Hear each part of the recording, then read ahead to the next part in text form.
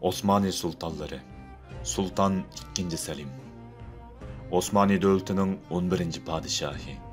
Hüküm sürgen devri 1566 yıldan 1574 yılgacha. U Sırık Selim deb atıldı. Kanuni Sultan Süleyman'ın Hürrem Sultan'dan doğulgan oğlu bolup 1524 yılı dünyaya kelgen.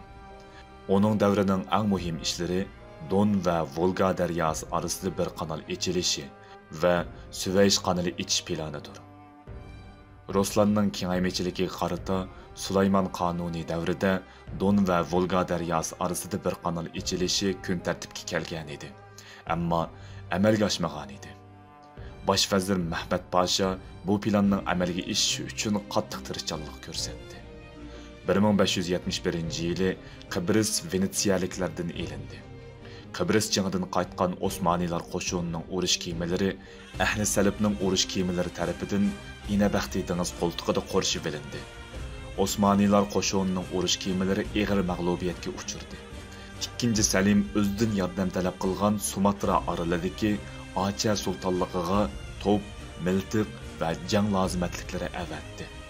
Shu yilidan tortib 20-asrning boshlarigacha Sumatrada har juma kuni Osmanlılar avatgan xutba o'qildi. Sırık Selim 13. dekabr 1574 yili qizitma sababli vafot topdi.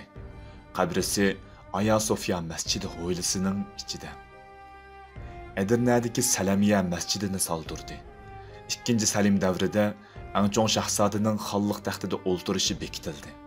Bu orqali taxt talish majrolarining oldi elindi.